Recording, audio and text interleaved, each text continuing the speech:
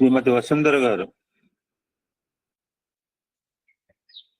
ఓం శ్రీ సాయిరామ్. ఓంకార బీజ రూపాయ సర్వేశాయ జగత్పతే ప్రథమాయ నమస్తుభ్యం సత్యసాయి గణాధిప. భగవాన్ శ్రీ సత్యసాయి బాబా వారి దివ్య చరణార విందములకు శతకోటి ప్రణామములు. పూజనీయులైన శ్రీ గురువు గారు లక్ష్మీనారాయణ గారికి, శ్రీమతి వరలక్ష్మమ్మ గారికి నా హృదయపూర్వక నమస్కారము. శ్రీ కోటేశ్వరరావు గారికి, శ్రీ పార్థసారథి గారికి, శ్రీ పద్మా బయానా గారికి మరియు ఏఎస్పి గ్రూప్ సభ్యులందరికీ నా ప్రేమపూర్వక సాయిరామండి. భగవాన్ శ్రీ సత్యసాయి బాబా వారి స్ఫూర్తితో ప్రొఫెసర్ అనిల్ కుమార్ గారు రచించిన జ్ఞాపకాల పందిరి పుస్తక పఠనం. నిన్నటి రోజు శ్రీ కళ్యాణి ఓరుగంటి గారు ఇంగ్లీష్లో చాలా చక్కగా ప్రసంగించారు. నాకు ఈ అవకాశం ఇచ్చిన లక్ష్మీనారాయణ గారికి మరొకసారి నమస్కరిస్తూ అందరికీ సాయిరామండి. భగవాన్ బాబా వారికి ప్రశాంతి నిలయమే స్థిర నివాసం. తల్లికిచ్చిన వాగ్దానం ప్రకారం ఇక్కడ నుండి కదల్లేదు. అన్ని రకాలుగా అభివృద్ధి చేశారు. తిరుపతి, కాశీ, బద్రి అన్ని దివ్యక్షేత్రములే. భగవంతుడు అంతటా వ్యాపించిన ఆయన క్షేత్రవాసుడు కూడా. ఈ క్షేత్రాన్ని విడిచిపెట్టినాడనో మరో చోటకి తరిలినాడనో భావించటం అజ్ఞానం, హాస్యాస్పదం. వృక్షము శాఖోపశాఖలుగా విస్తరించిన అది పుట్టేది పెరిగేది ఒకే చోట కదా. బాబా ప్రపంచమంతటికీ దైవమే. వారి దివ్యనామము తెలియని వారు లేరు. వారితో దివ్యానుభవాలు పొందిన వారు చాలా మంది ఉన్నారు. సాయి సాహిత్యము అందరికీ సుపరిచితమే. సాయి సూక్తులు సేవా సంస్థలకు మూల సూత్రాలు, అనేక మందికి మార్గదర్శకాలు. ప్రసంగాలలో పెద్దలెందరో ప్రస్తావిస్తుంటారు. ఈ అవతార మూర్తిని ఆరాధించే భక్తులు, వీరి వల్ల ప్రభావితులు, ఉత్తేజితులైన వారు అసంఖ్యాకులు. అవతార కాలంలోనే ప్రపంచవ్యాప్తంగా ఇంతటి ప్రభావం చూపిన దివ్యమూర్తి మానవాళి చరిత్రలో మరెవరూ లేరని ఘంటాపదంగా చెప్పవచ్చును. సంభాషిస్తున్న సమయంలో పుట్టపర్తి వాటర్లో ఫ్లోరైడ్, అందువల్ల దంతాల సమస్యలు, ఎముకల ఇబ్బందులు వస్తుంటాయి స్వామి అన్నాను. ఇక చూడండి స్వామి, నో నో, అంతా ప్యూర్ వాటర్, స్వీట్ వాటర్ అన్నారు. బాబా వారికి జన్మస్థలంపై ఎంత అభిమానమో అనిపించింది. పర్యటన ముగించుకుని తిరిగి పత్తికి చేరేటప్పుడు స్వగృహానికి వచ్చినంత సంతృప్తి కనబడుతుంది. కొన్ని సంవత్సరాల క్రితం స్వామి బృందావనంలో ఉండగా పుట్టపర్తి నుంచి అనేక వందల మంది స్వామి దర్శనార్థం వచ్చారు. సాయి కుల్వంత్ సభా మండపం నిర్మాణంలో ఉండటం వల్ల చాలా కాలం స్వామి బెంగుళూరులోనే ఉండిపోవలసి వచ్చింది. బెంగ పడిపోయి పుట్టపర్తి వాసులే తరలి వచ్చారు. ఇక చూడండి, వారందరిపై స్వామి కురిపించిన ప్రేమను మాటల్లో వర్ణించలేను. వారందరూ వైట్ ఫీల్డ్ ఆసుపత్రి చూడటానికి, సిటీ అంతా చూడటానికి ఏర్పాట్లు గావించారు. భోజనాలు, టిఫిన్లు, ప్రసాదాలు, భజనలో ముందు వరుసలు, సకల సదుపాయాలతో చక్కని ఆతిథ్యం అందించి పెళ్లివారి వలె చూశారు. ఊరు వారికి స్వామి అంటే ప్రాణం. వారందరికీ తెలుసు ఈ వైభవం అంతా స్వామిదే.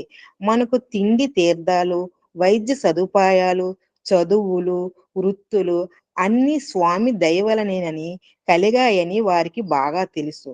వారికి స్వామిపై గల ప్రేమ వర్ణనాతీతం. స్వామికి వారిపై గల అభిమానం అపారం. ఒకసారి నేను వేసుకున్న సూటు బాబా వారికి నచ్చలేదు. టైలరు బాగా కుట్టినట్లు అనిపించలేదు. ఏడ కుట్టించావు, కుమ్మరితోనా చాకలితోనా అన్నారు. గుంటూరులో స్వామి అన్నాను. అందుకే అలా ఉంది. పుట్టపర్తిలో అయితే బాగా కుడతారు అన్నారు. ప్రతిదీ పుట్టపర్తిలో వారికి ప్రధానమే, ప్రత్యేకమే. స్వగ్రామాన్ని, స్వదేశాన్ని, మాతృభాషను అంతగా ప్రేమించాలని స్వామి ఆచరణాత్మకంగా బోధించినట్లయింది. నేను బెంగుళూరులో ఉండగా త్రయా బృందావనంలో ఒక మాట అన్నారు. "నువ్వు ఉపన్యాసాలలో ఎప్పుడు గుంటూరు, చిత్తూరు, కర్నూలు, కృష్ణ అంటుంటావు. బెంగుళూరులో చేరినావు కదా! ఇంకా వాటి గురించి చెప్తావెందుకు?" అప్పుడు నేనన్నాను, "స్వామీ, నేను 20 సంవత్సరాలుగా తిరిగిన ఊళ్ళవి. వాళ్ళ ఇళ్ళల్లో భోజనం చేశాను. వారిలో ఒకడిగా మెలిగాను. అక్కడ కార్యక్రమాలు చేయకపోతే ఇక్కడకు చేరేవాడిని కాదు కదా! అందుకనే ఆంధ్రప్రదేశ్ జిల్లాలంటేనే నాకు వల్లమాలిన అభిమానం." బాబావారు వెంటనే బాణాన్ని వదిలినట్లున్నారు. "అభిమానం పెట్టుకో చాలు, దురభిమానం వద్దు" అన్నారు. విష్ణువర్ధన్ రావు గారు, చిగురుపాటి వెంకటరత్నం గారు, హనుమంతుడు సంజీవిని పర్వతం నెత్తినట్లు నిలయంలో బస్తాలను మోసేవారు. బలాఢ్యులు భక్తులు శ్రీ ముళ్ళపూడి సత్యనారాయణ, శ్రీ రాంబాబు గార్లు హాస్యాన్ని పండించేవారు. "నవ్వేవాడు నారాయణుడు, ఏడ్చేవాడు నరుడు" అన్నారు స్వామి. స్వామి సన్నిధిలో ఉండి కూడా నవ్వు కరువైతే ఎంత మహాదరిద్రమో అనిపిస్తుంది నాకు. "మీరు మా ఊరికి వస్తామన్నారు. తర్వాత జిల్లా సమావేశాలున్నాయి, రాలేనని రాశారు. బాబావారికి సమితి అని, జిల్లా స్థాయి అని ఉన్నాయా? పెద్ద, చిన్న తారతమ్యాలున్నాయా? ఇదేనా మీరు మాకు రాసేది? మీరు రాక తప్పదు. వస్తున్నారంటూ ఆధ్యాత్మిక బెదిరింపు లేఖ నాకు వచ్చింది. పరువు పోతుంది బాబోయ్ అనుకుంటూ వెళ్ళాను. ఆ బెదిరింపు ఉత్తరం వచ్చింది అప్పారావు గారు. ఆయనది పెద్దాపురం. చాలా గట్టి మనిషి. విభూతి ఉండగా మందులెందుకని ఎందుకన్న భక్త అగ్రగణ్యుడు. ఆయన పక్కన నాగయ్య గారు. ఆయనది కూడా పెద్దాపురమే. వీరిద్దరి దెబ్బకు ఎవరూ తట్టుకోలేరు. బ్రతికి బట్టగట్టలేరు. పలుకు కఠినమైన భక్తి హిమాలయం. శ్రీ డి. వెంకటేశ్వరరావు గారు చేబ్రోలు. వారి వద్ద బస్తాల కొద్దీ బాబావారితో ఫోటోలున్నాయి. పెద్ద భవనం వారిది. బాబావారు పర్యటనలో ఉన్నప్పుడు రాత్రివేళ అక్కడ విశ్రమించేవారని విన్నాను. పిల్లారి శెట్టి పార్థసారథి నాయుడు గారు మచిలీపట్నం వారు. బాబావారికి బాగా సన్నిహిత భక్తులు. కృష్ణా జిల్లా వచ్చినప్పుడు స్వామివారు వారి గురించి అడిగినారు. శ్రీ కుటుంబరావు గారు కృష్ణా జిల్లా వారు. శ్రీ నాగభూషణరావు గారు, శ్రీ గోపాలరావు గారు ఆదర్శమూర్తులు. స్వామి పేరుతో రేపెల్లలో ఒక పాఠశాలను ఏనాడో నెలకొల్పినారు. నెల్లూరు జిల్లాలో సంజీవ శెట్టి గారు, జనార్దన రెడ్డి గారు, జానకిరామిరెడ్డి గారు, సేతు రామిరెడ్డి గారు ప్రముఖ కార్యకర్తలు. ఎంతో క్రమశిక్షణతో కొన్ని దశాబ్దాలు స్వామితో గడిపారు. బంధుగణాన్ని, ఆస్తుపాస్తులను, స్నేహితులను వదిలి ప్రశాంతి నిలయంలో స్థిరపడిన వారెందరో ఉన్నారు. భక్తి మార్గము గొనుడు ఇహపరములిచ్చి సత్యముగా మిమ్ము సాకును సాయిబాబా అన్న మాటకు వారు సంపూర్ణంగా విశ్వసించారు. నేను ఎన్ని పేర్లు చెప్పినా రాసినా తక్కువే. స్వామి భక్తులు కోట్లాదిగా దేశ విదేశాలలో ఉన్నారు. నిజమే మరి. భక్తి లేక జీవించి ఏమి ప్రయోజనం? అందుకనే బాబావారంటారు, భక్తి లేనిచో ఎందుకు పనికిరాడు. భక్తి లేనట్టి ఆ జగత్కర్త కన్నా భక్తపరుడగు దాసుడే భవ్యుడగును. వాళ్ళు బయట ప్రపంచం కంటే స్వామి సన్నిధి తమకు ప్రధానం అనుకున్నారు. పరిచయాలు, పలుకుబడి, రాబడి, వసతులు, సౌఖ్యాలు, అనుకూలాల ముందు దైవమే ముఖ్యం అనుకున్నారు. స్వామికి దగ్గరుంటే చాలు అనుకున్నారు. సిరులకేమి ప్రసన్న చిత్తుండవైనచో చాలదే 10,000 తండ్రి. సుఖ సంపదలకేమి సుముఖుండవైనచో చాలదే 10,000 తండ్రి. కోర్కెలకేమి నీ కటాక్షమున్నచో చాలదే 10,000 తండ్రి. విభవానికేమి నీ అభిమానమున్నచో చాలదే 10,000 తండ్రి. ఇచ్చినవేవో ఉన్నవి ఇంతే చాలు. అధికులకేమి అవెప్పుడైనా కలుగును. వీడు నా భక్తుడని ఎల్లవేళలా నీకు ఒక్క రీతి అనుగ్రహమున్నా చాలు అనుకున్నారా పెద్దలంతా. ఏ మాటకా మాట చెప్పుకోవాలి.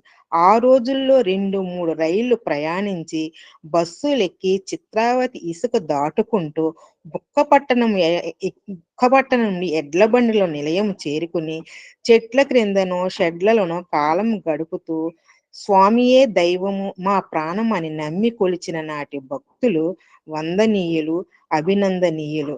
వారెదుర్కొన్న పరీక్షలెన్నో చెప్పలేము. ఈనాటి పరిస్థితి వేరు. రైళ్ళు, బస్సులు, విమానాలు, లోపల ప్రత్యేక వసతులు, వెలుపల హోటళ్ళు వెలసాయి. ప్రయాణం సులభమైంది. బాబా భక్తులంటేనే గుర్తింపు, పలుకుబడి, గొప్ప హోదా వచ్చాయి. ఇబ్బందుల్లేవు. అన్ని రంగాల్లోనూ వారిని నమ్ముకుని పైకొచ్చిన వారే. గుండె మీద చేయి వేసుకుని వెనక్కి చూస్తే ఆనాటి భక్త విశ్వాసాలు, వినయ విధేయతలు, సాధన స్వామిపై వారికున్న ప్రేమ సాటి లేనివని, ఈనాటి వారితో అసలు పోలికే లేదని ఇట్టే తెలిసిపోతుంది. నేడు కాలుష్యం అన్ని రంగాలలో ఉన్నట్లే ఆధ్యాత్మిక రంగంలో కూడా ప్రవేశించింది. ఒక్కసారి కూడా ఇంటర్వ్యూ పొందని వారు, కనీసం దగ్గర దర్శనాలు అందని వారు, ఇబ్బందులెన్ని ఉన్నప్పటికీ స్వామి పాదాలను విడవక, పట్టినట్లు వదలక, మానసికంగా స్వామితో ప్రేమ బంధాన్ని పెంచుకుని, ఎన్నో త్యాగాలు చేసి, తోచిన సాధన చేసుకుంటూ సంతృప్తితో, ఆనందంతో కాలం గడుపుతున్న వారు లెక్కకుండరు. అంతమంది ఉన్నారు స్వామి భక్తులు. అందుకే కాబోలు శ్రీ సత్యసాయి యూనివర్సిటీ ప్రారంభోత్సవంలో ముఖ్య అతిథిగా విచ్చేసిన జస్టిస్ చంద్రచూడ్ గారితో స్వామివారన్నారు. అన్న మాటలు మరువరానివి. నా భక్తులు చెట్ల క్రింద షెడ్లలో వసతి కలిగి ఉన్నారు. మనమెక్కడున్నాము? మన వైఖరి ఎలా ఉన్నది? బాబావారి మాటల్లో చెప్పాలంటే, కోరికలన్యూ తీరుచున్న భక్తి దైవముపై హెచ్చు రక్తి హెచ్చు. కోరికలన్యూ తీరకున్న భక్తి తరుగుచు దైవ విరక్తి పెరుగు. ఏదేమైనా సరే, పాదం విడవరాదన్న దృఢ విశ్వాసం కలిగితే భక్తిలో ఒక అడుగు ముందుకు వేసినట్లే. మధ్యలో ఆపివేసి తిరిగిపోవట భక్తుని దీక్ష కాదు అన్నారు. స్వామి ఒక అడుగు నా వైపు వేస్తే 10 అడుగులు నీ వైపు వేస్తాను అని కూడా హామీ ఇచ్చారు. ఏదీ చేయకుండా కోరుకోవటం న్యాయమా? కుచేలుని అటుకులు పిటికెడు తీసుకుని అష్టైశ్వర్యాలను అనుగ్రహించాడు కృష్ణుడు. మనం షాపు వాడికి 10 రూపాయలు ఇస్తేనే వాడు మన ముఖాన కర్చీఫ్ పడేస్తాడు అన్నారు బాబా. వెన్న కరగాలంటే కొద్దిగానైనా వేడి చూపాలి కదా! అలాగే మన వంతు మనోనిశ్చయం ఉండాలి కదా! కొనేది ఆవగింజంత, కొసరడిగేది గుమ్మడికాయంత అన్నట్లుంది మన ధోరణి. చెంబు బావియందు చెరువునందున కూడా పట్టినంత నీరు పొట్ట నింపు అన్నారు భగవాన్. ప్రాప్తాప్రాప్తములను అనుసరించి లభించవలసినవి తప్పక అందుతాయి. ఆరాటం, తపన, అర్థం లేని ఆవేదనల వల్ల అశాంతి, అసంతృప్తి మాత్రమే మిగులుతాయి. ఏది మాట్లాడినా, ఎవరిని కలిసినా, ఏది చేసినా స్వార్థం తొంగి చూస్తుంటే మనకి విలువేముంటుంది? భక్తి, పరమార్థం అంటున్నా చేష్టలు వాటికి పూర్తి భిన్నంగా ఉంటున్నాయి. చూసేవారికి ఇట్టే తెలిసిపోతుంది. మనం రాజకీయాన్ని ఆధ్యాత్మికానికి అంటగట్టేమన్నమాట. ఇతరులు ఎరగకున్నా ఈశ్వరుడు ఎరుగు కదా! తగిన ఫలితము అనుభవిస్తారయ్యా అన్నారు స్వామి. మహాభక్తులుగా ముద్ర పడకపోయినా, 10 మందిలో ప్రచారం లేకపోయినా, ఏ పదవి పొందకున్నా స్వామి పైన అకుంఠిత విశ్వాసాన్ని కలిగిన భక్తాగ్రేసులెందరో ఉన్నారు. జ్ఞాపకమున్న మేరకు వారి నిస్వార్థ సేవలను తలుచుకుంటూ, వారితో నాకున్న సాన్నిహిత్యాన్ని ప్రస్తావిస్తూ, వారి ఆదర్శాన్ని నేటి తరం వారికి తెలియజేయటం కర్తవ్యంగా భావిస్తూ పేర్కొనడం జరిగింది. ఎందరో మహానుభావులు అందరికీ వందనములు. సార్ మీరు మన వార్షికోత్సవాలకు అనిల్ కుమార్ గారిని ఆహ్వానిస్తున్నారు. మా విద్యార్థుల్లో కొందరికి అభ్యంతరాలున్నాయి. ఆయన సాయిబాబా గురించి మాట్లాడతారంట. అందువలన ముఖ్య అతిథిగా ఆయన మన కాలేజీకి ఆహ్వానించటం గురించి మీరు మరొకసారి ఆలోచించాలని కోరుతున్నాము. Bapatla arts and science college వార్షికోత్సవ సందర్భంలో కొందరి విద్యార్థి నాయకులు ప్రిన్సిపాల్ గారితో అన్న మాటలివి. 40 సంవత్సరాల క్రితం మాటిది. ప్రిన్సిపాల్ గారు నాకు ఫోన్ చేసి పరిస్థితిని వివరించారు. నాకు నేను విరమించుకోవాలన్నట్లు అర్థమైంది. కానీ నేను స్వామిని తలుచుకుని, సార్ ఏం మాట్లాడాలో నాకు వదిలేయండి. ఏమీ కంగారు పడనవసరం లేదు. ఏ అవమానం, ప్రతిఘటన వచ్చినా నాకే కదా!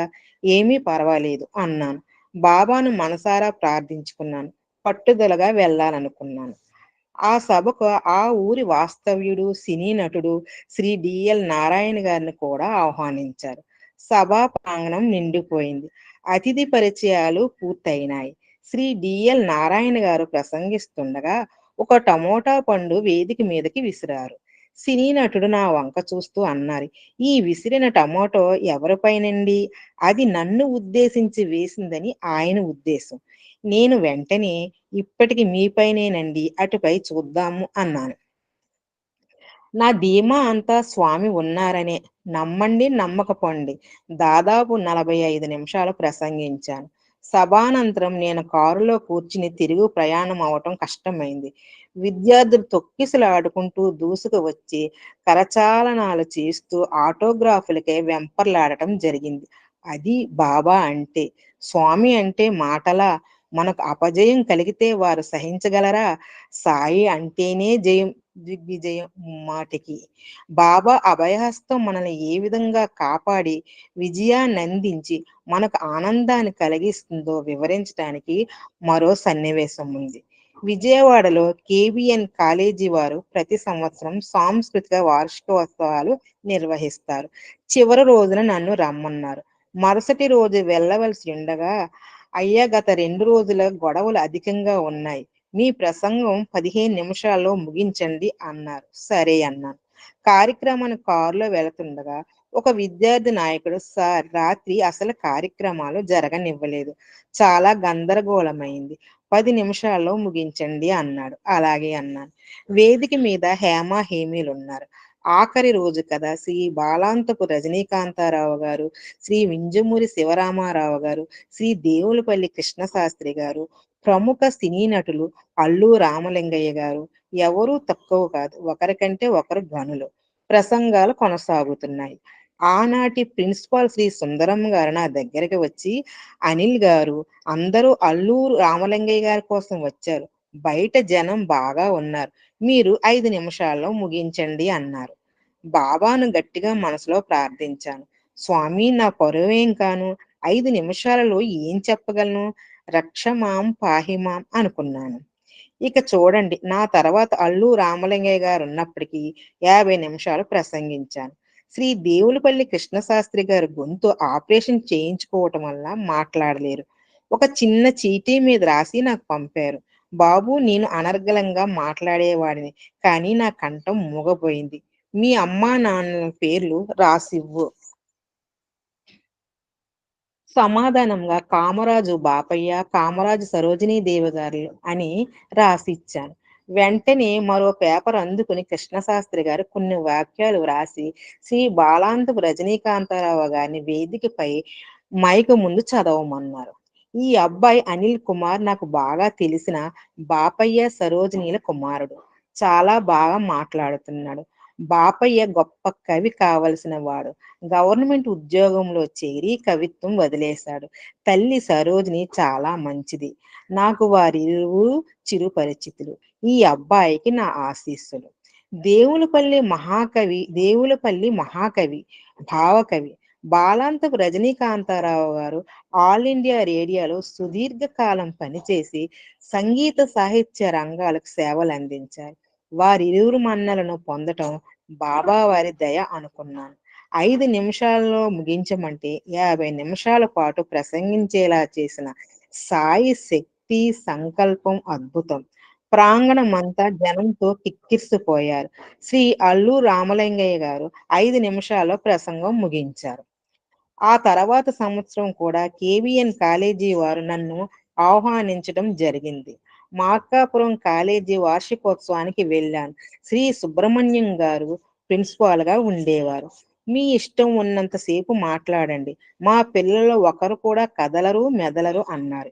ఇన్ని వేల కాలేజీలు ఈనాడు వెలసినా ఇంత ధీమాగా చెప్పగల వారు లేరనవచ్చు. చీరాల కాలేజీ వార్షికోత్సవానికి వెళ్ళాను.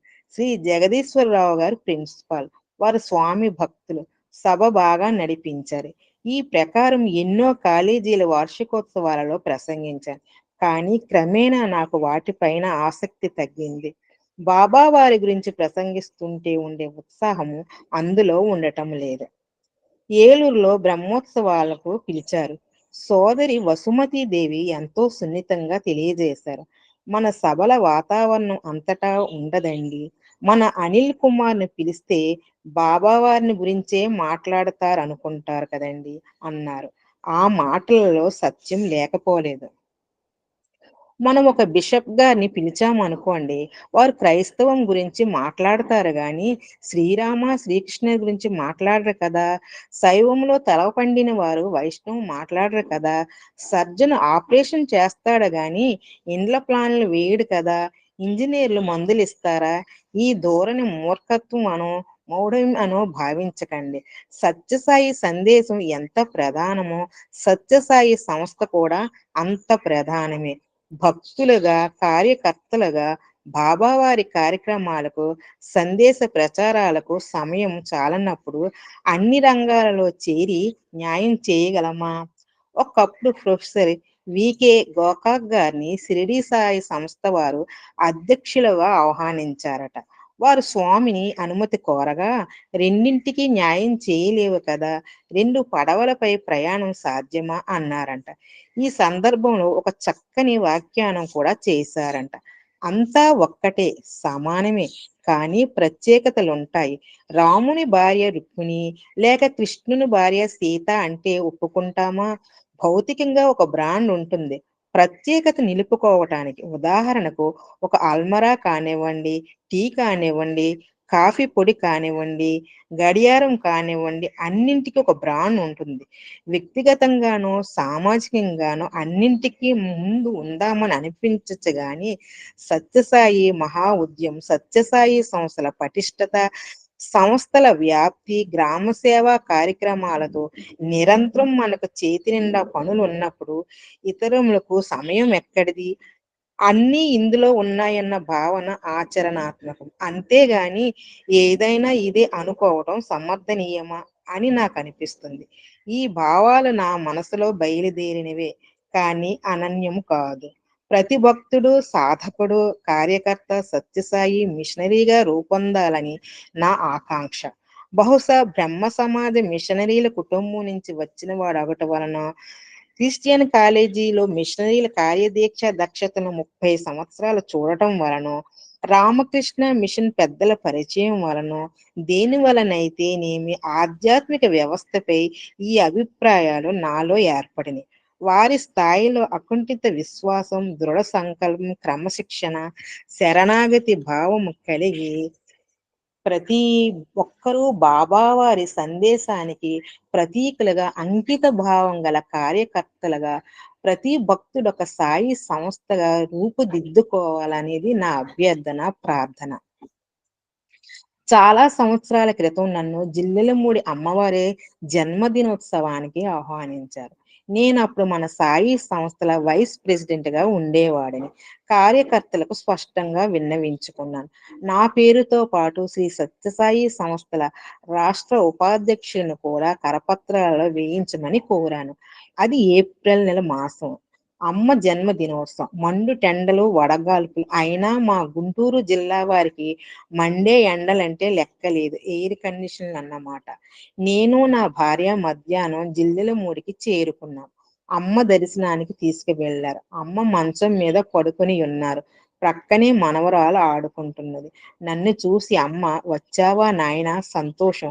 మీ ఇద్దరూ మా అబ్బాయి ఇంట్లో భోజనం చేయండి. సాయంకాలం నీ ఉపన్యాసానికి సభా వేదికకు నేనే వస్తానులే" అన్నారు. అమ్మ నా ప్రసంగంలో ప్రతి వాక్యానికి బాబా బాబా అని వస్తుంది. మీ భక్తులు అన్యథా భావించరు గదా అన్నాను. అదేమిటి అలా అంటున్నావు? బాబా వారి గురించే మాట్లాడు. విందామనే పిలిపించాను అని అమ్మ అన్నారు. సాయంకాలం సభావేదిక మీద అమ్మ సింహాసనంపై కూర్చున్నారు. నా ప్రసంగం వారి ప్రక్కన నుంచుని వినిపించాను. నా సహజ ధోరణిలోనే ప్రతి వాక్యం ముందు బాబా నామం ఉండనే ఉంది. ఉపన్యాసం అనంతరం అమ్మ ఒక భజన పాడమన్నారు. చాలా ఆనందించారు. వేదికకు ఒక ప్రక్కన ఫ్యాన్ ఉంది. అమ్మ ఒక కార్యకర్తని పిలిచి తిప్పమన్నారు. అతడు అమ్మ పక్కన తిప్పుతుంటే, "నాకు కాదురా ఈ అబ్బాయిని చూడు చెమటలు ఎలా కారుతున్నాయో పాపం వాడి వైపు తిప్పు" అన్నారు. ఆ చనువు, ఆ ప్రేమ ఆదరణకు ముగ్ధున్నయిపోయాను. భోజనాల అనంతరం డాబా మీదకి రమ్మన్నారు. మంచి దేవుణ్ణి నమ్ముకున్నావు. చాలా సంతోషం. ఈ నివాసానికి పేరు అందరిల్లు. అందువల్ల ఆహ్వానము అక్కర్లేదు. ఎప్పుడైనా రావచ్చును. నేను చిన్నతనంలో మీ తాతగారు శ్రీ పాలపర్తి నరసింహ గారి చెల్లెలు ప్రఖ్యాతి విదుషీమణి అయిన శ్రీమతి కనుపర్తి వరలక్ష్మి ఇళ్ల ముందు నుంచే వెళ్ళేదాన్ని. వాళ్ళు నాకు బాగా తెలుసు అంటూ వారి చేతులతో అరటిపండు ఒలిచి తినిపించారు. ఈలోగా ఒక కార్యకర్త వచ్చి అమ్మతో, "అమ్మా, రానున్న జన్మదినోత్సవానికి 4 దిక్కుల్లోనూ 1,00,00,000 గాయత్రి జపం చేయాలనుకుంటున్నాము" అన్నారు. దానికి అమ్మ, "4 దిక్కులెక్కడివి? ఉన్నదొక్కటే, దేవుడే దిక్కు" అన్నారు. అమ్మ మాటలలో, చూపులలో, ప్రేమలో సాయి భగవానుని అమృత వాక్కులు, కరుణార్ద్ర దృక్కులు, నిర్మల ప్రేమ నేననుభవించాను. స్వామి ఇలా సాత్కరించావా అంటూ అనుకుంటూ చెమ్మగిల్లిన నేత్రాలతో స్వామిని తలుచుకుంటూ గృహోన్ముఖుడినైనాను. మా రెండవ అమ్మాయి అమెరికా వెళ్ళడానికి వీసా కోసం మద్రాస్‌కి వెళ్ళినప్పుడు అక్కడొక బట్టల షాపుకి వెళ్ళాము. షాపు యజమానితో మాట్లాడుతూ ఉండగా సాధు వాస్వాని అని ఒక మహనీయుని గురించి ప్రస్తావన వచ్చింది. ఆయన మానవతావాదాన్ని గురించి ప్రవచనాలు అందిస్తూ పూనా కేంద్రంగా కార్యక్రమాలు నిర్వహిస్తున్న మహర్షి అనవచ్చు. సాధు వాస్వాని ఆ రోజున చెన్నైలో ఉన్నారని, సాయంకాలం వారి ప్రసంగం కామరాజు మెమోరియల్ హాల్‌లో ఉంటుందని ఆ యజమాని మాకు చెప్పటం జరిగింది. కుతూహలం కొద్దీ ప్రసంగానికి వెళ్ళాను. వారి శైలి, నిరాడంబరత, భక్త తత్పరత నాకు బాగా నచ్చాయి. సరే, సభ ముగిసింది. సాధు వాస్వాని వేదిక దిగి వెళ్ళిపోతున్నారు. మా ముందు ఆగి సాయిరాం అన్నారు. ఈలోగా ఎవరో అన్నారు, "అనిల్ కుమార్ గారు భగవాన్ శ్రీ సత్యసాయి బాబా వారి సన్నిధిలో ఉంటారు." వాస్వాని గారు చిరునవ్వుతో మరోసారి సాయిరాం అంటూ నన్ను పలకరించి ఒకసారి వారి కేంద్రమైన పూనాకు రమ్మని కోరినారు. శ్రీరామనామ క్షేత్రం అని గుంటూరు అగ్రహారంలో ఉంది. శ్రీ రామకోటి ఉత్సవాలు ప్రతి సంవత్సరం వారం రోజుల పాటు జరుపుతారు. శ్రీ రాగం ఆంజనేయుల గారు వ్యవస్థాపక అధ్యక్షులు. విశాలమైన ప్రాంగణంలో ఉపన్యాసాలు, హరికథలు, సంగీత కచేరీలు అర్ధరాత్రి వరకు కొనసాగుతాయి. రాష్ట్రంలో హేమాహేమీలు, ఉద్దండ పండితులు, సంగీత విద్వాంసులు పాల్గొంటారు. స్వామి కరుణ అన్నట్టుగా ఒక పర్యాయం నన్ను కూడా ఉపన్యసించమన్నారు. సాకేత రాముని గురించి సాయిరాముని కంటే మిన్నగా వివరించగలవారు ఎవరు? అది వారి కథయే కదా! కనుకనే భగవాన్ బాబా వారి రామకథ రసవాహిని ఆత్మారామమును రంగరించి కలబోసి ఉపన్యసించాను. మంచి స్పందన లభించింది. మరుసటి సంవత్సరం శ్రీ సత్యసాయి రామం అనే అంశంపై ప్రసంగించి అటుపై సాయి భజనలతో సహా ఉపన్యాసాలు ఇవ్వటం జరిగింది. చెప్పవలసి వస్తే ఏ వేదికైనా, అవకాశమైనా, సందర్భమైనా నిర్భయముగా, నేరుగా, సూటిగా స్వామి సందేశం అందించటమే నా ఆశయం. వారి పవిత్ర నామం పదే పదే చెప్తూ వారి సందేశాన్ని ఈ అనిల్ కుమార్ శ్రీ సత్యసాయి బాబా వారి గురించే ప్రసంగిస్తాడు అని నేను కోరుకున్న ముద్ర పడిపోయింది. నా ధ్యేయం కూడా అదే కదా! స్వామి చిన్మయానంద భగవాన్ సన్నిధిలో ప్రసంగించిన వారు. బెంగుళూరులో వారు అస్వస్థులుగా ఉన్నప్పుడు భగవాను దయతో వెళ్ళి వాళ్ళని చూడటం జరిగింది. చిన్మయానంద గీతోపన్యాసాలు సుప్రసిద్ధమైనవి. వాటికి నేను వెళ్తుండేవాడిని. ఒక సంవత్సరం గీతాయజ్ఞం పరిసమాప్తి సందర్భంగా స్వామి చిన్మయానందను నగరమంతా సన్మానించింది. ఆయన వేదిక పైన ఉన్నత స్థానంలో కూర్చుని ఉన్నారు. ప్రతి సంస్థ వారు ఆయనను పుష్పమాలాంకృతులను చేస్తున్నారు. శ్రీ సత్యసాయి సంస్థల పక్షాన వారికి పూలమాల వేసే వంతు నాకొచ్చింది. కూర్చున్న చిన్మయానంద ఒక్క ఉదుటన లేచి చేతులు జోడించి సాయిరాం అంటూ పూలమాల వేయించుకున్నారు. ఎంతటి వారికైనా, ఎక్కడి వారికైనా బాబా వారిని దైవంగానే భావించారన్నది నిర్వివాదాంశము. తిరుపతి దగ్గర పుదిపట్ల గ్రామం ఉంది. శ్రీ రామకృష్ణ మిషన్ వారి సంస్థ ఉన్నది. రాష్ట్రంలో చురుకైన సంస్థలలో అది ఒకటి. రాష్ట్ర స్థాయి రామకృష్ణ మిషన్ స్వామీజీలు సమావేశమయ్యారు. వేదిక పైన కాషాయ వరదారులు ఆసీనులైనారు. మధ్యలో తెల్లని దుస్తులలో కూర్చున్న వాడిని నేనొక్కడినే. అక్కడ కూడా భగవాన్ బాబా వారిని గురించి ప్రసంగించటం జరిగింది. మరొక సత్యం ఉన్నది. ఇంట్లో భజనలకు మా క్రిస్టియన్ కాలేజీ అధ్యాపకులను ఆహ్వానించేవాడిని. వారు ఆనందంగా పాల్గొనేవారు.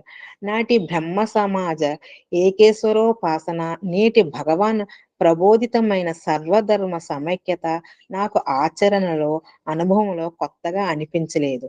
ఇదంతా తలుచుకుంటే ఒక కలలాగా ఉంది. ఇన్ని సంవత్సరాలు ఇట్టే గడిచిపోయాయా అనిపిస్తుంది. హైదరాబాద్ రాష్ట్రానికి రాజధానియే కాక శివం, శ్రీ సత్యసాయి విద్యా విహార్, శ్రీ సత్యసాయి నిగమాగం మొదలైన సంస్థలకు కేంద్రం. ప్రతి సంవత్సరం భగవాన్ ఆ రోజుల్లో సంవత్సరాది నుండి శ్రీరామనవమి వరకు హైదరాబాదులో విడిది చేసేవారు. శ్రీ ఎర్రమిల్లి సత్యమూర్తి గారు, వారి తండ్రి కృష్ణమూర్తి గారు ఎన్నో పర్యాయాలు స్వామికి ఆతిథ్యం ఇచ్చిన ధన్యజీవులు. డాక్టర్ సూరి భగవంతం గారి కుమారుడు డాక్టర్ బాలకృష్ణ గారు ఏర్పాట్లు కూడా సాటి లేనివిగా ఉండేవి. ఈనాటి సీనియర్లందరూ వారి వద్ద తర్ఫీదు పొందిన వారే. శ్రీ ప్రసాదరావు గారు, భగవంతం గారు భగవాన్ వెంట ఉండేవారు. దేవులపల్లి పాదసారథి గారు సేవాదల్ కన్వీనర్గా ఉండి, ఆ తర్వాత బాబావారి యూనివర్సిటీలో ప్రశాంతి నిలయం ఫిజిక్స్ డిపార్ట్మెంట్లోను, బృందావన్ క్యాంపస్ ప్రిన్సిపాల్ గాను పనిచేశారు. శ్రీ ఆనంద్ ఉచ్చల్ గారు, శ్రీ మహేశ్వరి గారు, శ్రీ ఈశ్వర ప్రసాద్ గారు, గోపాలకృష్ణమూర్తి గారు, శ్రీనివాసుల గారు, ముకుందరావు గారు, రమణారావు గారు, రాజా ఉమాపతిరావు గారు, ఆంజనేయుల గారు పెద్దలుగా సంస్థలను నడిపించారు. శివం భజన గ్రూపు సుప్రసిద్ధమైనది. శివం సేవాదళ్ చాలా సుశిక్షితులతో, నా నైపుణ్యం కలవారితో ఏర్పడినది.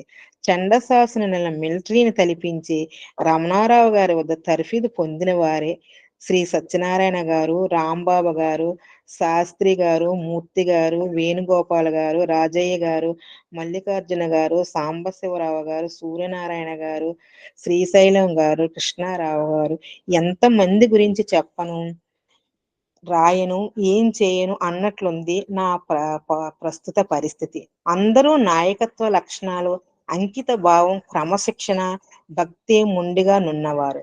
శివం ప్రారంభోత్సవానికి వెళ్ళే అదృష్టం నాకు కలిగింది.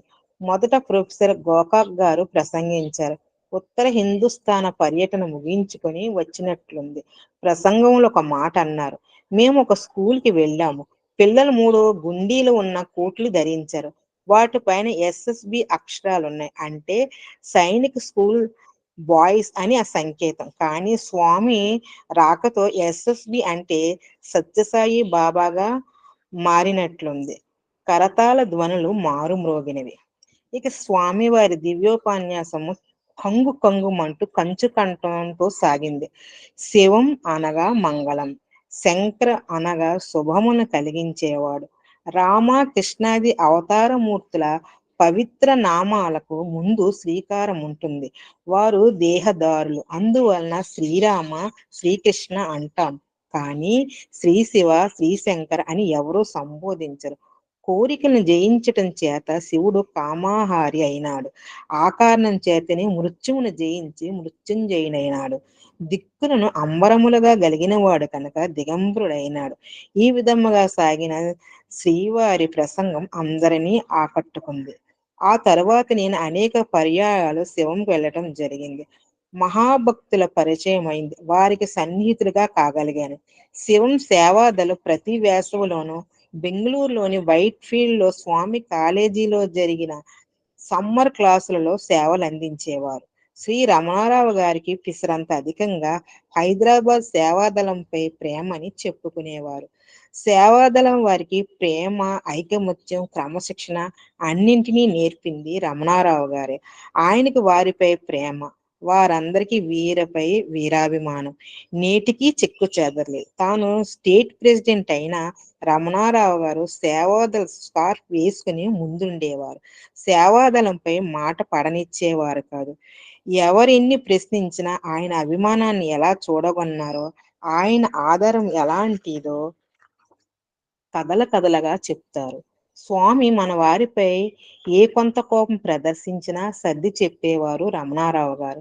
వరల్డ్ కౌన్సిల్ మీటింగ్ ఓ పెద్ద మనిషి వచ్చాడు. వారి రాక పట్ల స్వామి అసంతృప్తిగా ఉన్నారు. నేను స్టేట్ ప్రెసిడెంట్. నన్ను పిలిచి స్వామి గట్టిగా మందలించారు. స్వామి వచ్చినాయనకి ఈ అనిల్ కుమార్‌కి సంబంధం లేదని, అనిల్ కుమార్ బాధ్యుడు కాదు అంటూ నన్ను వెనకేసుకొచ్చి రక్షించాడాయన. బెల్లంపల్లి అనుకుంటాను. శ్రీరంగనాథం గారిని చాలా పెద్ద ఆఫీసర్. సేవకై పత్తికి వచ్చారు. పూర్ణచంద్రాలో డ్యూటీ వేశాం. ఆయన కుటుంబరావు గారు తెలియదు. ఏ కారణం చేతనో నువ్వెంత అంటే నువ్వెంత అనుకున్నారు. ఇదంతా నా నెత్తిన పడింది. అర్జెంటుగా డిస్ట్రిక్ట్ ప్రెసిడెంట్ల మీటింగు పెట్టమన్నారు. నన్ను ముద్దాయిని చేశారు కుటుంబరావు గారు. ముక్తాయింపుగా రమణారావు గారు మాట్లాడారు. అయ్యా, కొత్తగా వచ్చిన వారికి మీరెవరో తెలియదు కదా! అందువల్ల దీనిలో ఎవరి దోషమూ లేదు. ఇక ముందు ఇలాంటివి జరగకుండా చూసుకుంటాము అన్నారు. నాకిప్పుడు జ్ఞాపకం వస్తుంది. హిల్‌వ్యూ స్టేడియంలో నన్ను మరికొందరితో పాటు కొత్తగా నియమింపబడిన స్టేట్ ప్రెసిడెంట్‌గా ప్రకటించారు. సభ తర్వాత నన్ను వెంటబెట్టుకుని రమణారావు గారు, ఇందూలాల్ షా గారిని కలిసి, సార్, ఎంత పని చేశారండి. అనిల్ కుమార్ స్టేట్ అంతా తిరగటం సాధ్యమా? వ్యయ ప్రయాసాలతో కూడిన పని. పైగా పెద్ద సంసారం. బాధ్యతలు అధికం. కాలేజీ లెక్చరర్ ఆయన. స్టేట్ ఆఫీస్ సర్క్యులర్లు, తపాలా, రవాణా కుదరని పని అన్నారు. దానికా పెద్దాయన, అదేమిటి రమణారావు, నేను చేసింది ఈ ఉదయమే స్వామిని కలిశాను. వారే అనిల్ కుమార్ పేరు ఆంధ్రప్రదేశ్ ఎదురుగా వ్రాశారు. నేనేం చేసేది? మీరంతా ఉన్నారు కదా! సహకరించండి అని సలహా ఇచ్చారు. మధ్యాహ్నం జిల్లా ప్రెసిడెంట్ల మీటింగ్‌లు పెట్టి, నా నియామక విషయాన్ని ప్రకటించి, ఆయనే తేనీటి విందు ఏర్పాటు చేసి, నాకందరూ సహకారాలు అందించాలని మిలిటరీ పద్ధతిలో హుకుం జారీ చేశారు రమణారావు గారు. నాతో ఈ సాయంకాలం హిల్‌వ్యూ స్టేడియంలో ప్రోగ్రాం ఉంది. ముందుకు వెళ్లి స్వామికి నమస్కరించి ఆశీస్సులందుకు అని చెప్పి స్వయంగా వెంటబెట్టుకుని నన్ను స్వామి పాదాల దాకా తీసుకువెళ్లారాయన. ఒకసారి రమణారావు గారిని ఇంటర్వ్యూకి పిలిచారు స్వామి. తాము ఆశించినంత స్థాయిలో వేగంగా సేవా కార్యక్రమాలు జరగటం లేదని గద్దించారు. గట్టిగా మందలించారు కూడా.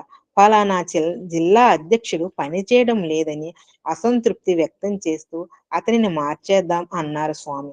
రమణారావు గారు, స్వామి, ఈ మాటకు క్షమించండి, అతనికి చెప్తాను అంటూ తన పెద్ద అరిచేతులతో స్వామి పాదాలను గట్టిగా పట్టుకున్నారు. జాతీయ స్థాయిలో సేవాదళ సభలు జరిగినాయి. రమణారావు గారప్పుడు స్టేట్ ప్రెసిడెంట్. నేను వైస్ ప్రెసిడెంట్‌గా ఉండేవాడిని. కొన్ని అనివార్య కారణాల వల్ల ఈ కార్యక్రమాలకు ఆయన మొదటి నుంచి పాల్గొనలేకపోయారు. నేనే ఇన్‌చార్జ్‌గా ఉండవలసి వచ్చింది. గ్రామ సేవల ప్రారంభం ఆనాడే జరిగింది. లారీలు ఏర్పాటు చేసి ప్రతి లారీలోనూ రాష్ట్రాల వారీని గ్రూపులుగా పంపి వైద్య సేవలందించటం జరిగింది. బాబావారు స్వయంగా విచ్చేసి లారీలకు జెండా ఊపి ప్రారంభించారు. 1000 మందికి పైగా పాల్గొన్నారు. కార్యక్రమాన్ని రూపొందించి గ్రామ సేవలకు అంకురార్పణ జాతీయ స్థాయిలో గావించింది ఆంధ్రప్రదేశ్ సంస్థలే. ఈ సందర్భంగా తరచూ వరల్డ్ కౌన్సిల్ సమావేశాలు జరిగాయి. నా వెంట ప్రతి మీటింగు ఆనంద్ ఉచ్చల్, శ్రీనివాసులు, ముకుందరావు, మహేశ్వరి గార్లను తీసుకువెళ్ళేవాడిని. ఒక్కొక్క రాష్ట్రానికి ఆయా రాష్ట్రాల అధ్యక్షులు, ప్రతినిధులైతే మన రాష్ట్రం తరపున పంచపాండవులలాగా మేము కలిసి వెళ్ళేవాళ్ళం.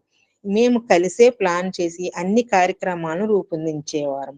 కేడర్లు, హోదాలు, స్వార్థము, ఎలాంటి కాంప్లెక్స్‌లు లేని సోదర ప్రేమ ఉండేది ఆ రోజుల్లో. అనంతపురం జిల్లా అంతటా బోర్‌వెల్స్ వేయించింది ఆ సంవత్సరంలోనే. డాక్టర్ నరసింగరావు గారు, డాక్టర్ తిలక్ గారు వైద్య శిబిరాలను నిర్వహించేవారు. దేశ స్థాయిలో వైద్యులను సమీకరించారు. ఔషధాలను సేకరించారు. వారు రాష్ట్ర వైద్య విభాగానికి అధ్యక్ష, ఉపాధ్యక్షులుగా ఉండేవారు. ఎంత ప్రేమ, ఎంత అభిమానం, ఎంతటి ఐకమత్యమో మాటలలో చెప్పలేను.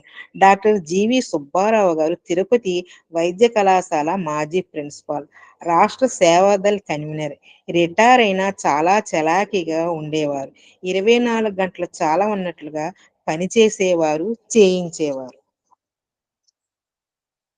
హైదరాబాద్‌లో జీవీఎల్ నరసింహారావు గారు అగ్రికల్చర్ ఇంజినీర్ ఉండేవారు. ఎందరెందరికో వేద మంత్రాలు నేర్పారాయన. శివంకు ఒక స్థాయి ఉన్నది. ఒక ప్రత్యేకత ఉన్నది. ఒక బ్రాండ్ ఉన్నది. నగరమంతా సంస్థలున్నాయి, భక్తులున్నారు.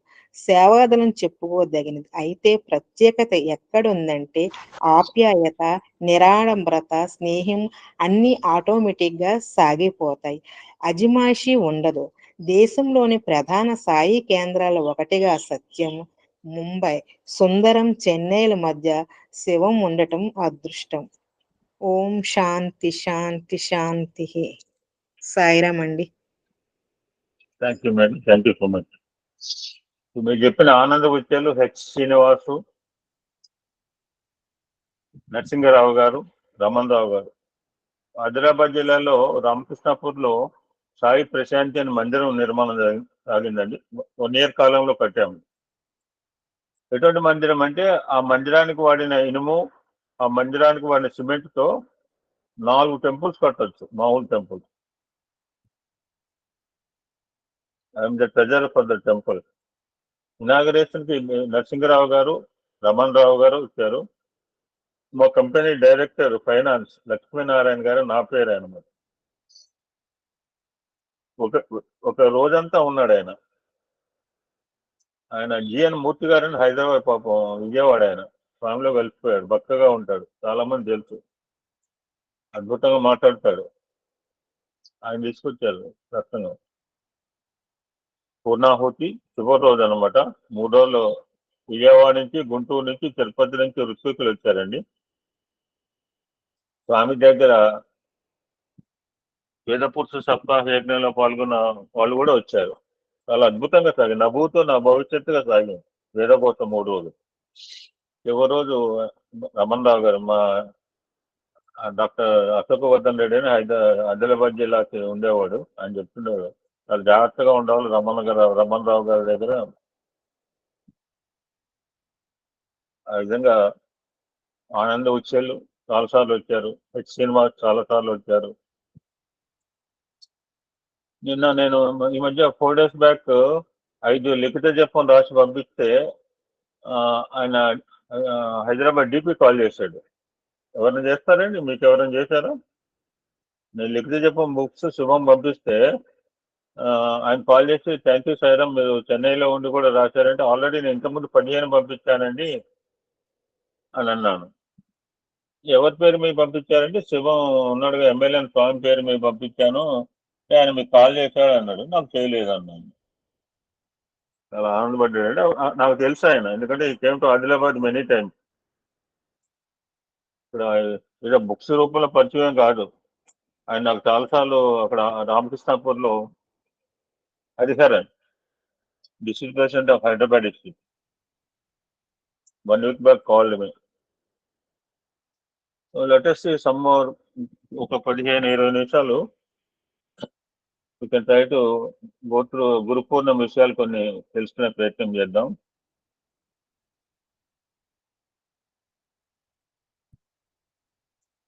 What is the actual relation between the గురువు అండ్ శిష్య? ఈ కలికాలం గురువులు కాదు, ఎంత పంగనామాలు పెట్టే గురువులు, పంగనామాలు పెట్టే శిష్యులు.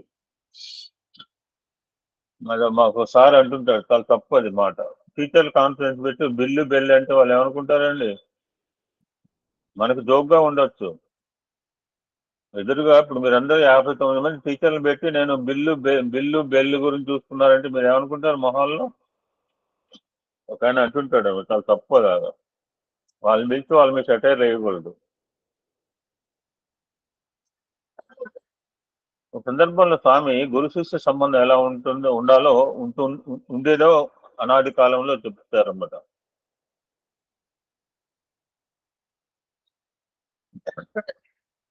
కృష్ణార్జునుల గురు శిష్య సంబంధం ఆదర్శవంతమైంది అన్నారు.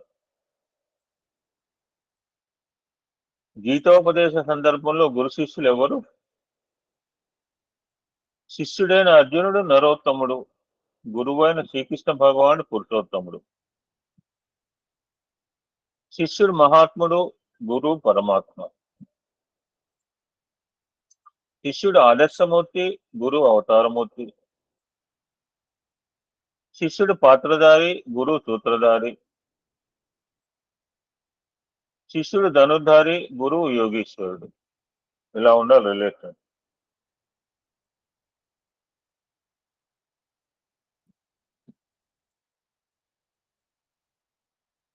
జస్ట్ లైక్ శ్రీకృష్ణ పరమాత్మకి అర్జునుడు ఎలాగ దొరికాడో శిష్యరికం అంటే సత్య భక్తికి ఎగ్జాంపుల్ అనమాట. నవవిధ భక్తి మార్గంలో సత్యం అంటే ఫ్రెండ్షిప్. రియల్ ఫ్రెండ్ అంటే భగవంతుడు, మిగిలిన అంటే friend in need is a friend in deed. అవసరాలు తీసుకున్న వాళ్ళు పంగనామం పెట్టేవాళ్ళు. ఈ మీద మనం ఒక నాటిక కూడా ఇస్తాం, బాల వికాస్ నాటిక. పెద్ద పిల్లవాడేమో మంచివాడు, రెండోవాడేమో రౌడీ షీటర్ లాగా పెరిగి పెద్దవాడేమో జడ్జి అవుతాడు, వీడేమో ప్యూన్ అవుతాడు నాటిక.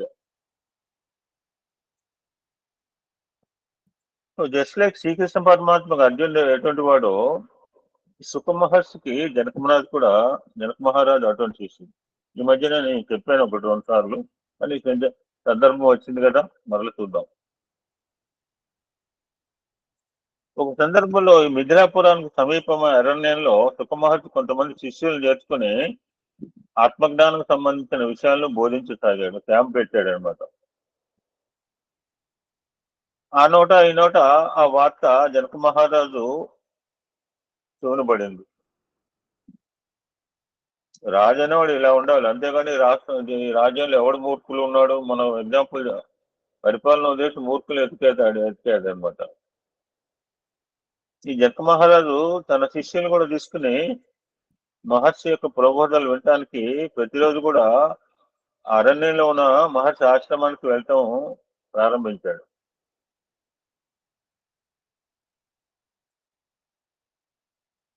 ఒక ఉత్తమమైన గురువు దొరికితే శిష్యుడికి ఎంత ఆనందమో, ఒక ఉత్తమమైన శిష్యుడు దొరికాడు. గురు శిష్యుల లిస్టు మేము బాలయ్య గారు చెప్తుండేవాళ్ళం. ఇప్పుడు ఎవడైనా చెప్తున్నాడో లేదు తెలియదు అన్నమాట. ఇప్పుడు ఎవరు చెప్తున్నాడో తెలియదు. మేమైతే అప్పుడు లిస్టులు చెప్తుండేవాళ్ళం అనమాట, గురువు శిష్యుడు లిస్టు.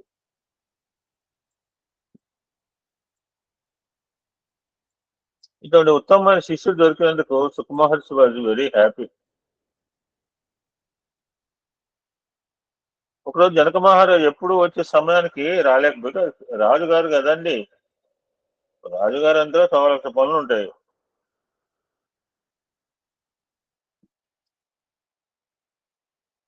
సో మిగతా శిష్యులు కొంతసేపు అయిన తర్వాత మహర్షిని ప్రబోధన ప్రారంభించమని కోరారు. అని మహర్షి వారితో, లెట్ జనక మహారాజు వెల్కమ్, రావాలి కదా, అతను వచ్చిన తర్వాతనే ప్రారంభిస్తాను అని అన్నాడు. నేచురల్ గా మిగిలిన శిష్యులు కోపం వస్తుంది. ఇది అనాదిగా ఉన్న పరంపర. షిరిడి బాబా అవతారంలో కూడా జరిగింది. ఆయన మీద అసూయ చేసి ఇటుక వేయటము. ఒక శిష్యుని కనుక గురువు దగ్గర చేస్తే మిగిలినందుకు ఈర్ష్య, అసూయ, అంటే కామక్రోధ అసలు పూర్వకాలం నుంచి ఉన్నాయన్నమాట. ఇవి కొత్తగా వచ్చినవి కాదు. మనం పరంపర ఆస్తిలాగా వాటిని యాక్సెప్ట్ చేస్తున్నాం అనమాట.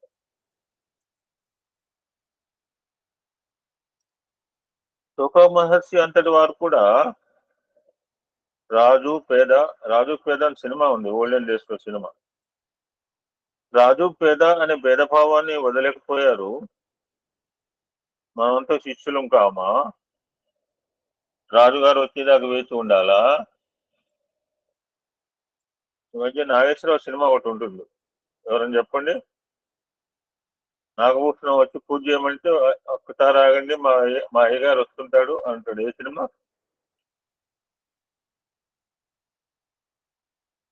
లేదండి, నేను సోయన్సో పక్క రాజు, కొన్ని విషయం ఆగండి, మా అయ్యగారు వస్తారు, ఆయన వస్తే మొదటి పూజ అని అంటాడు. ధర్మదాత సినిమా. అప్పుడు నాగేశ్వరరావు చెప్తాడు, ఇక నుంచి అటువంటి వెంటబెట్టకు, ఎవడొస్తే వాడికి పూజ చేయి, అంతేగా నేను వచ్చేదాకా. అంటే రాజుగారు వేచి ఉండాలా అని శిష్యులు వారిలో వారు తర్కించుకొని కొనుక్కున్నారు. మరి పైకి అంటున్నారో అది తెలీదు, తర్కించుకుంటున్నారు అనే మాట వాడారు స్వామి. పైకి అనకపోయినా మన ఫేస్ ఇది ఇండెక్స్ ఆఫ్ మైండ్ తెలుసు కదా. నా ఫేస్ ఎలా ఉంది, నేను వాళ్ళు అడిగితే నా ఫేస్ చూపించాను. వేరే గ్రూప్ వెళ్ళాను సాయంత్రం, అంజనాదేవి గారు. అక్కడ కూడా 10-12 మంది లేరండి. మన అదృష్టవంతం, 60 మంది జాయిన్ అవుతున్నారు. వెరీ డిఫికల్ట్ అండి. రమ్మంటే నేను బొట్టు పెట్టాను, పేరెంట్ అని పిలిచాను మిమ్మల్ని. నేను పేరెంట్ అని పిలవట్లేదు, మా ఇంట్లో పేరెంట్ ఏం కాదు. నాకు ఒంట్లో బాగున్నా లేకపోయినా పేరెంట్ మాత్రం చేస్తుంది ఖచ్చితంగా. మీ మాత్రం మీ ఇష్టం వచ్చిన టైంలో రాదు. మీకు అనుకూల టైంలో మీరు రండి. మేము మాత్రం ఖచ్చితంగా ఒంట్లో అనుకూలంగా ఉన్నా లేకపోయినా మాత్రం ఖచ్చితంగా పేరెంట్ స్టార్ట్ చేస్తాం. అక్కడికి వెళ్తే వాళ్ళు అడిగారు, సార్ మీ మొహం చూపిస్తారా అంటే అప్పుడు సర్దేసుకుని రాజావారిని వీళ్ళు కూడా కూర సత్యనారాయణ గారు ఆవిడ రోజు ఈవినింగ్ చెప్తాదండి. టైం ఖాళీ ఉన్నా జాయిన్ కావండి 3 to 4:30. అంజనేయరాజు గారిది చాలా అద్భుతంగా చెప్తుంది. రోజు మహాభారతం భాగవతం చెప్తోంది, విష్ణు సహస్రనామం, లలిత సహస్రనామం. ఇది ఎవరు గ్రూప్ మెంబర్ వేమూరి ఉషాని మన గ్రూప్ మెంబర్. ఆవిడ కూడా అద్భుతంగా టీవీలో కూడా ఇంటర్వ్యూలు ఇస్తుంది. మీరు కూడా ఇవ్వండి ఎవరికన్నా అట్లా. You also do it. So talented persons are here. Vemuri Usha అని మన గ్రూప్ మెంబరు. టీవీలో ఇంటర్వ్యూ ఇస్తే యూట్యూబ్ ఛానల్స్ పెడుతుంటారు. పర్సనాలిటీ డెవలప్మెంట్ చాలా మంచి విషయాలు. You also do it. Sukha Maharshi వాళ్ళ భావాలు చక్కగా గ్రహించాడు. సమయం చూసి టిట్ ఫర్ టాట్ అని ఇంగ్లీష్ పదం వాడుతుంటాం. ఒక్క కాడుకు చెప్పు దెబ్బ. తెలుగులో చెప్పు టిట్ ఫర్ టాట్ అనమాట. ఈ వెయిటింగ్ ఫర్ ది టైం. ఈ శిష్యులకు జనకుని యొక్క అర్హతను ఇవాంటూ తెలియజేయాలనుకున్నాడు. మరొక రోజు సుకుమార్జీ ప్రబోధ చేసుకున్నాడు. అందరూ శ్రద్ధగా మీలాగా వింటున్నారు. ఆదమరచి అందరూ శ్రద్ధగా ఆలపిస్తున్నారు. ఉన్నట్టు మహర్షి, ఇదేమిటి? మిథిలా నగరం అగ్ని ప్రమాదం లోనైనది. మంటలు పొగలు దట్టంగా వ్యాపించి ఇంత దూరానికి కూడా కనిపిస్తున్నవి అని అన్నాడు సడన్గా సత్సంగం ఆపి. వెంటనే శిష్యులు అందరు బొల్లు లేచి, అయ్యో అయ్యో మా ఇల్లు ఏమైపోయినాయో, మా తల్లిదండ్రులు ఏమైనారు, మా పిల్లలు ఏమయ్యారు, మా ఆస్తులు ఏమయ్యావు అని ఆందోళన చెందుతూ మిథిలా నగరం వైపు పరిగెత్తుకుని వెళ్ళారు అందరూ కూడా, ఎక్సెప్ట్ జనక మహారాజు. ఆయన మాత్రం కదలక మెదలక కూర్చున్నారు. మహర్షి అతనితో, ఆయన రాజభవనం అంతఃపురం అంతా తగలబడిపోతున్నది, నువ్వు వెళ్ళి చూడవా అన్నాడు. జనకుడు మాత్రం ఏమి జరగనట్లుగా కూర్చున్నాడు.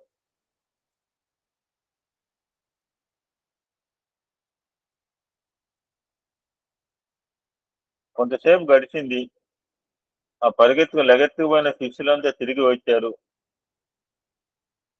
గురుగారు మిథిలాపురం దగ్గరకు పోయేటప్పటికి మంటలు లేవు, ఏ విధమైన అగ్ని ప్రమాదం లేదు, ఇదేమిటి ఇంతగా ఉంది? ఇక్కడి నుంచి మంటలు పొగలు చూసాము. What happen, tell me really, జరిగింది ఏమిటో చెప్పండి అని ప్రార్థించారు. వాళ్ళందరూ కూడా జనక మహారాజు తన స్థానంలో ఏమీ జరగనట్టు కూర్చుని ఉండటం గమనించారు.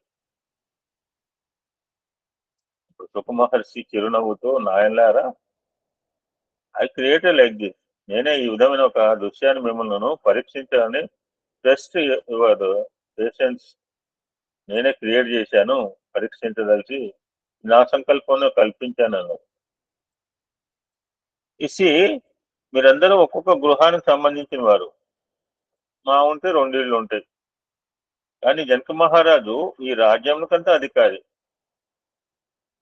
అయినా తన అంతఃపురం కాలిపోతుందని తెలిసినా కూడా ఏమాత్రము చెదరక బెదరక సమచిత్తముతో ఈక్వలమైన ఏకాగ్రతతో ఇక్కడే ఉండిపోయినాడు. మీరందరూ తలా ఒక దిక్కుకు పరిగెత్తుకుని వెళ్ళారు. నౌ యూ టెల్ మీ, మీరు చెప్పండి, జనకుడు ఎటువంటి వాడు? ఏకాగ్రత, సమచిత్తం, వైరాగ్యం ఉన్నవారే ఆత్మజ్ఞాన ప్రబోధ శ్రవణకు అర్హులు. అందుకనే అటివాడే జనకుని కొరకు నేను ఆనాడు వేచి ఉన్నాను.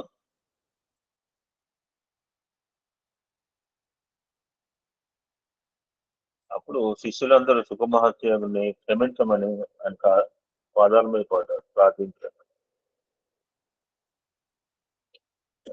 ఇందాక చెప్పిన ఆ రైటర్ పేరు ప్రేమచంద్, గుర్తు రాలేదు, ఇప్పుడు గుర్తుకొచ్చు. నేను 2-3 సార్లు వేయించాను నాటికి. ప్రేమచంద్ ఇద్దరు కొడుకులు. ఆ రైల్లో సిచ్యువేషన్ బాగుంటుంది అనమాట. ఏమో పెద్దోడే చిన్నోడు ఏమైపోతాడు, మాటి మాటికి నిద్రలో లేదు. ఏం కాదండి, ఆడే తెలుసుకుంటాడు. మళ్ళా గంటకు లేచి చిన్నోడు ఏమైపోతాడో, చిన్నోడే అదే రంది అలా అయ్యేది. అని గురువు అంటే ఎలా ఉండాలి అంటే, స్వామి had narrated beautifully once. ఒక ఊళ్ళో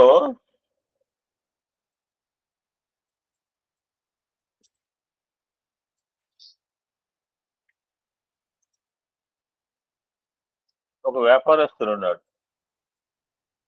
చాలా హార్డ్ వర్క్ చేశాడు, కష్టపడ్డాడు, శ్రమించాడు, ధనాన్ని సంపాదించాడు, అడ్డదారిలో కాకుండా శ్రీమంతుడైనాడు. ఆ తను సంపాదించుకున్న కూడబెట్టుకున్న ధనాన్ని సాధ్యమైనంత వరకు దాన ధర్మాలు చేస్తూ మితంగా సంసారానికి ఖర్చు పెడుతుండేవాడు. సో ఆ విధంగా కాపాడుకుంటున్నాడు. అతనికి చాలా కాలానికి ఒక కొడుకు పుట్టాడు. ఆ కుమారుని గారాబంగా పెంచడం వలన, అడిగినంత డబ్బు ఇవ్వటం వలన చెడు అలవాట్లు కలిగాయి. జేబులో డబ్బులు నిండుగా దండిగా చూసిన స్నేహితులు హోటల్స్, సినిమాలంటూ అతన్ని తిప్పి చాలా అవస్థలు పెట్టారు. ఇది కూడా మనందరికీ ప్రాక్టికల్ ఎక్స్పీరియన్స్. మీరందరూ కాలేజీలో, స్కూల్లో చదువుకున్న వాళ్ళమే. మనం ప్రత్యక్షంగా చూసిన వాళ్ళమే. ఇదే స్టోరీ కాదు. నాకు నేను చూడలేదంటే నేనేం చెప్పలేను. కొంతకాలానికి శ్రీమంతుని కుమారునికి దురలవాట్లు, దుశ్చింతలు 3 దూలు. దురలవాట్లు, దుశ్చింత, దుర్బుద్ధి అధికమై పెడమార్గం పట్టినాడు.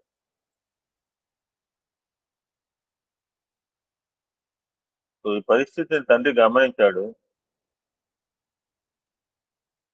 చాలా మంది అంటారు తల్లిలు గొప్పగా గొప్పగా చెప్పడం అంటారు, నా పిల్లోడు నా మాట వింటలేదు. Shameful thing. అంటే ఈ మాట చెప్తే పక్కన తల్లి గొప్పగా అనుకున్నా కూడా నా మాట వినండి. షేమ్ఫుల్ టు ద మదర్ ఆ మాట అంటారు. నీ మాట వినకపోతే ఎవరి మాట వింటాడండి. ఇక్కడ ఈ తండ్రి డిసైడ్ అయ్యాడు. ఈ కొడుకు ఇప్పుడు తన మాటలు వినడని నిశ్చయించుకున్నాడు. మిగిలిపోయిన బ్యాలెన్స్ బంగారం, నగలు, ధనము, నట్ర ఒక పాత్రలో పెట్టి తన కుమారునికి ఎప్పుడైనా పనికి వస్తుందని తన ఇంటి ఆవరణలో ఒక చోట పూడ్చిపెట్టాడు. తనకు అతి స్నేహితుడైన మిత్రునికి మాత్రమే ఈ విషయం చెప్పాడు.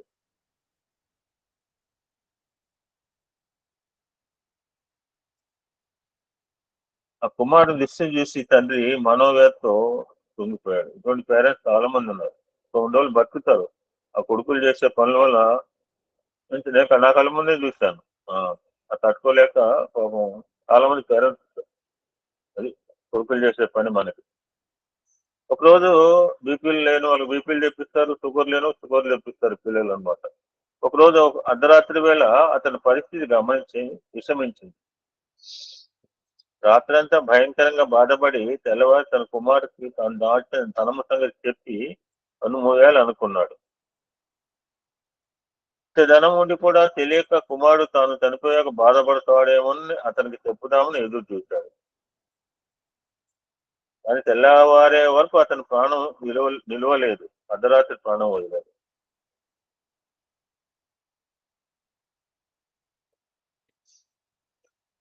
ఆ తండ్రి ధనము దాచిన సంగతి కుమారుడు తెలియదు. వాళ్ళ దగ్గర ఉన్న ధనమంతా ఖర్చు చేసుకున్నాడు. ఇంటింటికి జోలె కట్టుకొని భిక్షం ఎత్తుకునే స్థితికి వచ్చాడు. ఆయన ఆయన 2 సార్లు చెప్పాడు. ఆయన అన్నప్పుడు నాకు గుర్తుకొస్తాడు. బంగారు కుంచె పెట్టుకుని భిక్షం ఎత్తుకున్నట్టు. చేతిలో బంగారు పాత్రని భిక్షం ఎత్తుకుంటాడు అండి ఎవడైనా. 2 సార్లు చెప్పాడు సార్. అడుక్కు తింటూ ఉంటే అతని తండ్రి స్నేహితుడు, అరే ఇదేమిట్రా నాయన, నీకు బజార్లో అడుక్కు తినే కర్మ ఎందుకురా అని పలకరించాడు. అప్పుడు శ్రీమంతుని కుమారుడు మా తండ్రి సంపాదన అంతా ఏనాడు ఖర్చు చేశాను, నా దగ్గర ఒక పైసా కూడా లేదు అన్నారు. అప్పుడు తండ్రి స్నేహితుడు, అరేరే, నీకు మీ నాన్న చెప్పడం మర్చిపోయాడేమో, నీకు ఒక విషయం చెప్తాను నీకు అని చెప్పి అతని ఇంటికి వెళ్లి రాత్రిపూట పెరట్లో తవ్వించి అతని తండ్రి దాచిన తలపాతను అందించి, ఇక నుండైనా ఈ సంపదనతో తెలివిగా జాగ్రత్తగా జీవించు అని బోధించాడు.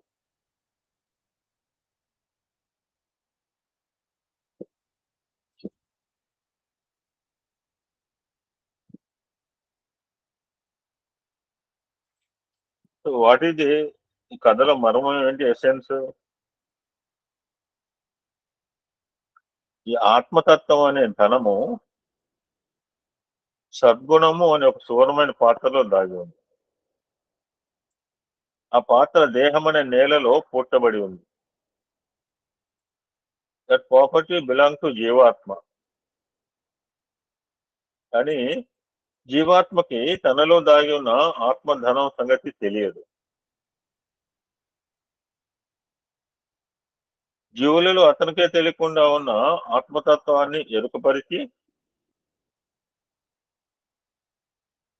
ఆ జ్ఞానధనాన్ని అందించేవాడు గురువు. This is the duty of the Guru.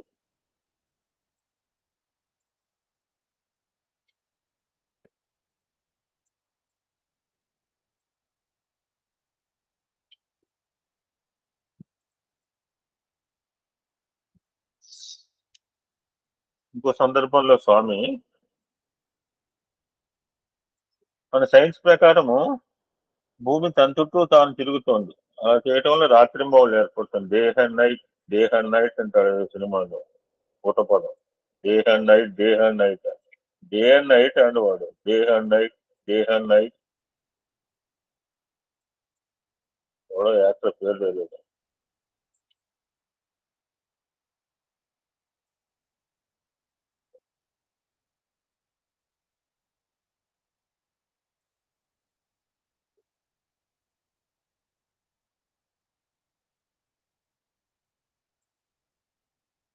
Okay.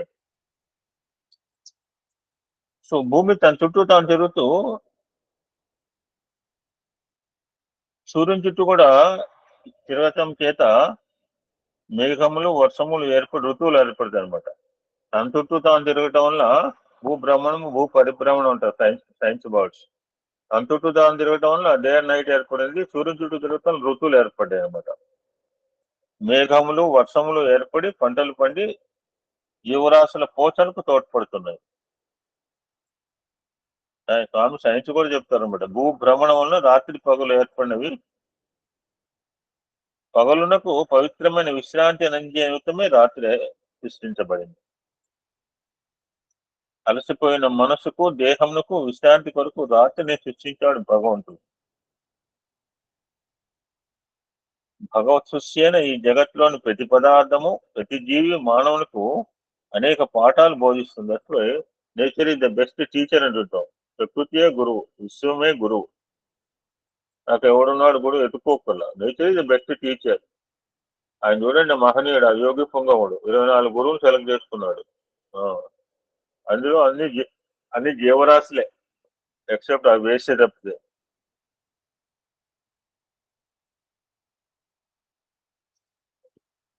For example, కుక్క వలన డాగ్ ఈజ్ ఫెయిత్ఫుల్ యానిమల్ అంటారు. మాకు చిన్నప్పుడు నేర్పడం గుండెలో రాసిపోయింది అనమాట.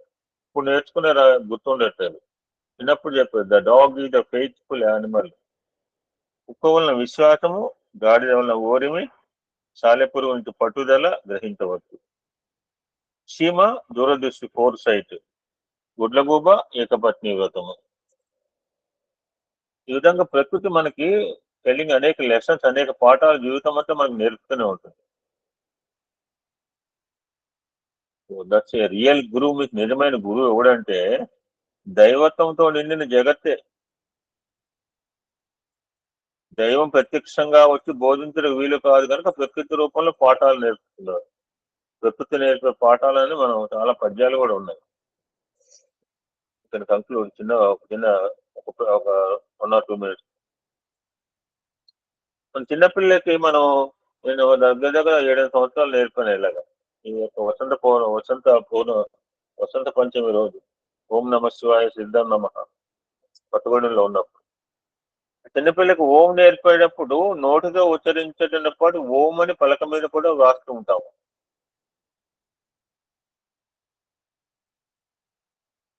అదేవిధంగా ఆ ఈశ్వరుడు జగత్ అనే పలక మీద ఓం అని వ్రాసి జగత్తును సృష్టించాడు. కనుక ప్రకృతియే ఉత్తమ గురువు. ప్రకృతిలోని చరాచర వస్తువులని ఆదర్శమైన గుణపాఠాలు మనం గుర్తించాలే కానీ the nature gives so many lessons. ఈ పుట్టలు కావచ్చు, గట్లు కావచ్చు, తరువులు కావచ్చు, ఇవన్నీ కూడా అన్ని చెప్పకుండా పాఠాలు చెప్తుంటావు. ఒక నయ పైసా తీసుకోకుండా without any fees. Only thing you have to realise and recognise it, గుర్తించగలగాల. ఓం శాంతి శాంతి శాంతి. సమస్త లోక సుఖినో భవంతు. లోక సమస్త సుఖినో భవంతు. ఓం శాంతి శాంతి శాంతి.